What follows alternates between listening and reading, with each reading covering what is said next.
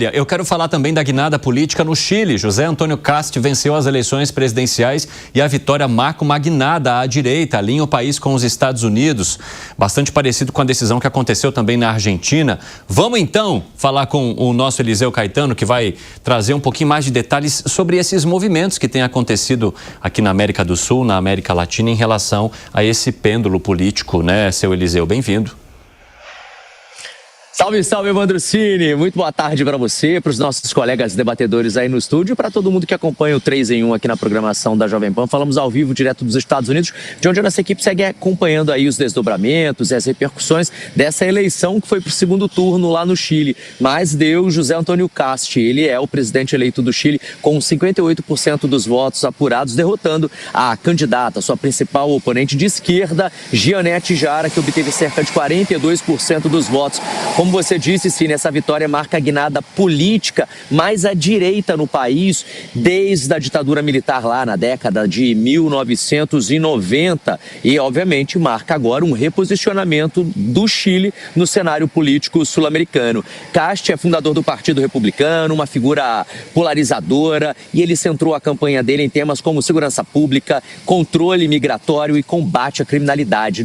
Num discurso muito parecido com o de Donald Trump aqui nos Estados Unidos. Assuntos esses que, obviamente, lá, assim como aqui, também dominaram o debate eleitoral diante de uma crescente preocupação da população com a violência urbana e com a imigração irregular. No primeiro discurso dele, após o resultado das eleições, após a conquista do Palácio de La Moneda, o presidente eleito tentou aí transmitir uma mensagem de unidade e também de moderação política. Ele afirmou que não haverá resultados imediatos, que seu governo vai exigir perseverança e também trabalho conjunto com todas as forças políticas do país. Ele prometeu ainda reforçar e focar as políticas de segurança, a reforma do judicial e até a reativação econômica, num movimento muito parecido com o que Javier Milei fez na Argentina. Além de ter destacado também em seu discurso aí a importância da colaboração com um congresso do país para, obviamente, conseguir implementar a sua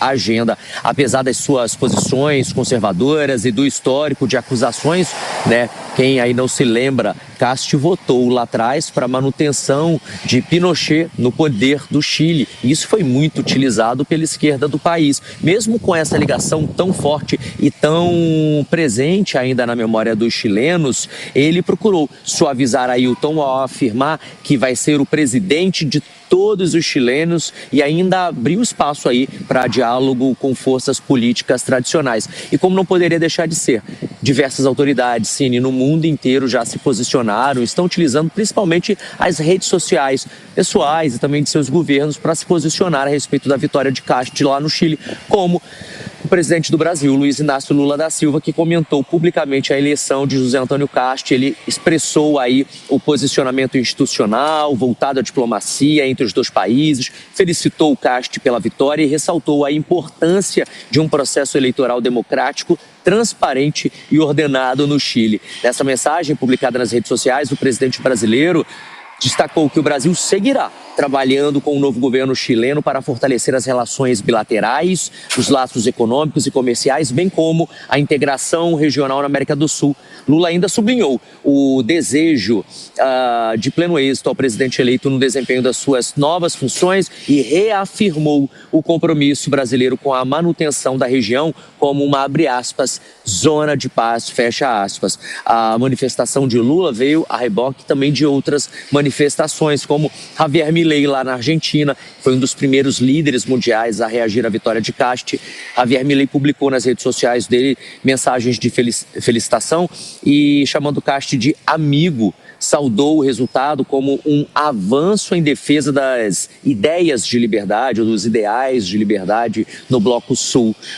Ele também seguiu aquilo mais ou menos que disse Marco Rubio, o secretário de Estado norte-americano, o equivalente ao chanceler máximo dos Estados Unidos. Marco Rubio também enviou felicitações ao presidente eleito do Chile e destacou que os Estados Unidos esperam colaborar com a sua administração. Aliás, nota essa seguida por uma nota oficial do governo dos Estados Unidos, que por meio do Departamento de Estado divulgou também mensagem de congratulação a José Antônio Cast pela eleição dele e expressou na nota confiança numa cooperação bilateral futura entre os dois países.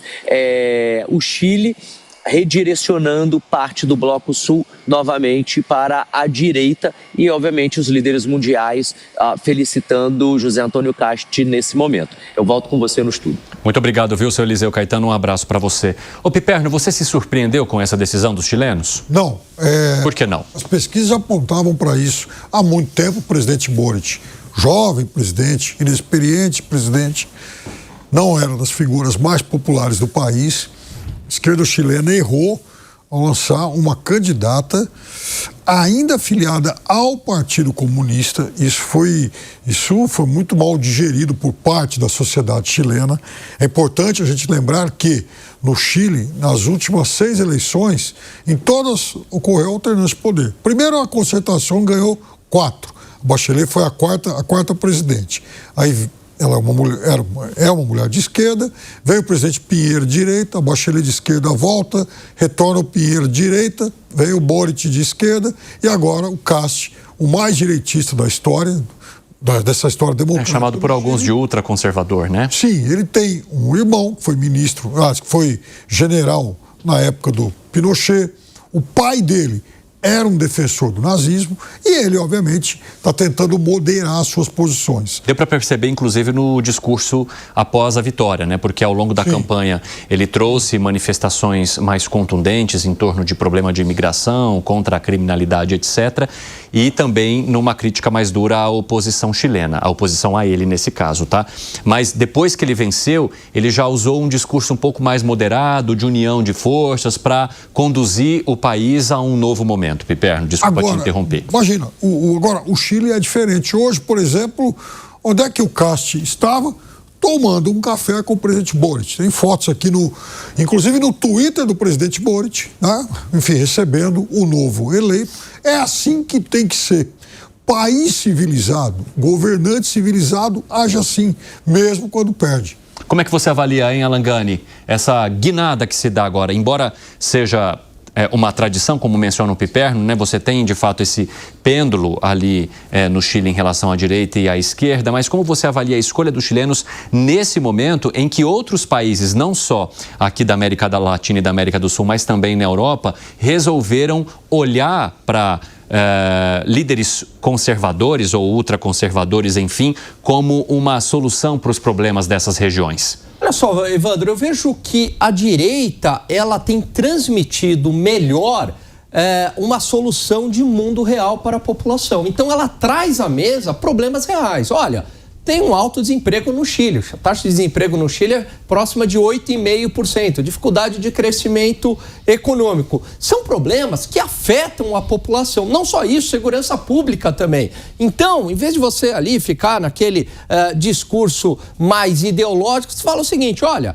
eu identifico alguns problemas, problema de imigração, problema na área econômica e problema de segurança pública. São problemas reais. Então, a população se sente identificada, fala, pô, peraí, esse cara está falando a minha língua. Então, esse fenômeno, ele não é desconectado, né, como bem você colocou, de outras figuras, de outros presidentes aqui na América Latina, que a gente vê novamente o pêndulo voltando para a direita, porque a esquerda não tem oferecido as respostas necessárias para os problemas reais da população, segurança pública e área econômica. Agora, Piperno, rapidamente, antes de ouvir o Zé Maria Trindade e o Bruno Musa, você entende que esse movimento no Chile, parecido com o movimento que aconteceu na Argentina, que também tem um alinhamento maior aos Estados Unidos, pode influenciar as eleições de 2026 aqui no Brasil? Eu diria para você que nas eleições desse ano lá no Canadá, o partido mais à esquerda ganhou, e nas eleições recentes nos Estados Unidos, para governos dos estados, prefeitura de Nova York, os democratas alcançaram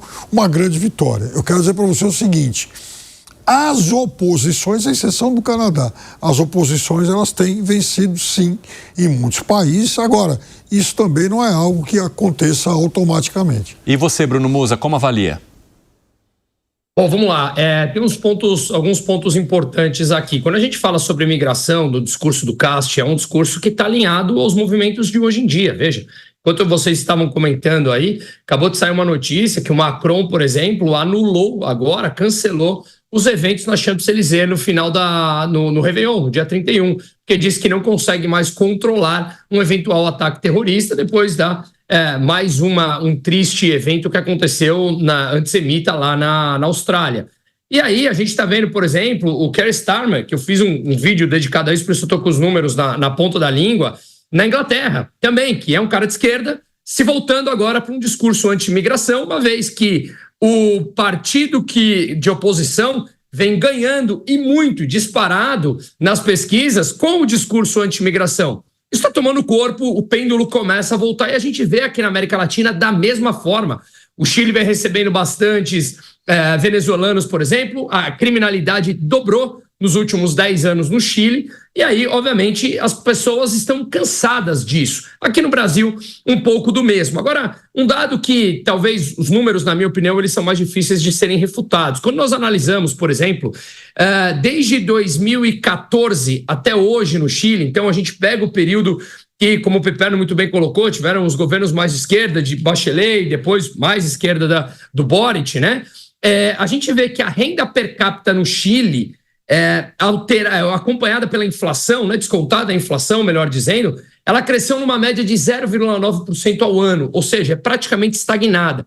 Quando nós pegamos do ano 2000 até ali, mais ou menos 2014 e 2015, o crescimento foi por volta de 4,4% ao ano, descontado a inflação, que foi um período que o Chile teve mais liberdade, mais flexibilidade na contratação, enfim. Então, me parece que, pelo menos pelo discurso que ele vem fazendo, o Cast, uma vez que ele vai ter o apoio no parlamento, ele consegue implementar as mudanças que ele vem falando, que significam menos Estado, mais abertura comercial, mais abertura e flexibilidade do mercado de trabalho e, consequentemente, diminuição dos impostos com combate mais duro, linha dura, contra a imigração e também contra a violência. Que foi, Piperno? Não, só uma coisa, Musa. Então vamos lá. Nesse recorte aí de 11 anos, de 14 para cá, em que a renda ficou praticamente estagnada, então teve um governo conservador no meio. Não foi uma sequência ininterrupta de governos de esquerda. E lá para trás, atrás disso aí, de 2013 para trás, até o fim da ditadura Pinochet, foram 6 governos, sendo 5 da concertação mais um da Bachelet e só um conservador. Então, no período da concertação de governo mais à esquerda, o Chile prosperou muito. Nesses 11 anos em que foi dividido, houve estagnação. Fala, Musa. Ele não foi muito dividido, né? Você teve um governo que não foi à esquerda nesse período e, de novo, aqui eu não estou querendo fazer nenhum tipo de juízo de valor com A ou com B. Estou tentando pegar um recorte até maior, Piperno, porque eu acho que a economia se lê no longo prazo, não se lê no curto prazo. Tanto é que você pega os principais governos de regimes militares na região, os países cresceram muito. E eu não acho que esse seja um crescimento verdadeiro, que é o Estado centralizando, o Estado impulsionando a economia. No primeiro momento, sim, parece que tudo está fluindo e realmente a coisa anda. Mas no médio e no longo prazo as consequências são muito piores. E essa mudança que a gente está vendo do pêndulo agora, já são na América Latina 6 países de esquerda e 6 países de direita, e é bem provável que nas eleições de março o Petros perca as eleições na Colômbia. E esse jogo pode alterar. Então eu estou tentando fazer uma leitura até de mais longo prazo mesmo. Ô Zé, eu já passo para você, só o Gani que acrescentar aqui. Diga.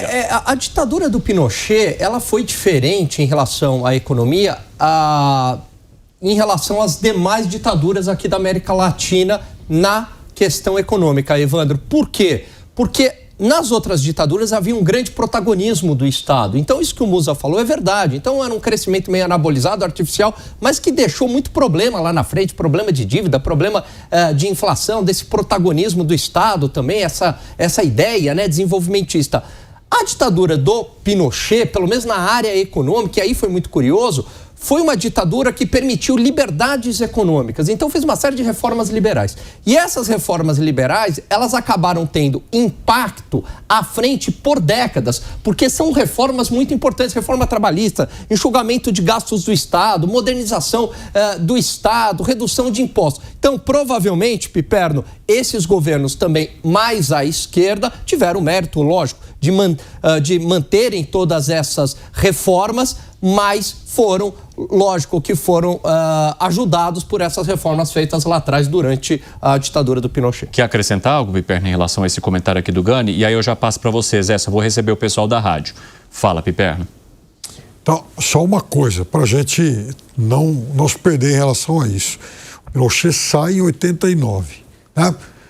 Nos 16 anos seguintes foram governos de centro e de centro-esquerda, todos eles eleitos pela concertação. Aí teve um do Pinheira, depois teve mais um outro da Bachelet. Então, num período de 24 anos, nós tivemos 20 de governo mais à esquerda. Foi um período de inegável prosperidade. É isso que eu estou falando. Agora, herdou todas essas bases ali do Pinochet. Muitas dessas reformas... Mais ou menos Fernando Henrique para frente. Alan, muitas dessas reformas, elas já foram, inclusive, refeitas. Eu quero só receber aqui o pessoal da rádio, vocês que nos acompanham, nos ouvem. Muito obrigado por estar conosco nessa segunda-feira. É um prazer ter vocês aqui para a gente debater, trazer opinião crítica. Eu sou o Evandro Cini e seguimos juntos pela próxima 1 hora. A gente está falando sobre a eleição do conservador Cast no Chile, mudando agora completamente e dando uma guinada mais à direita também naquele país. Zé Maria Trindade, qual que é a sua avaliação sobre essa escolha do eleitor chileno? Pois é, e a história do Chile, a relação com a ditadura do Pinochet, deixou um legado importante, uma constituição liberal muito aberta, inclusive sobre a Previdência, né? Uma Previdência que é contributiva e aberta e foi rediscutida depois, mas tudo isso aí é um legado de uma economia aberta e definida por um ditador. É o que o Gani fala da diferença, né? E são novos ventos.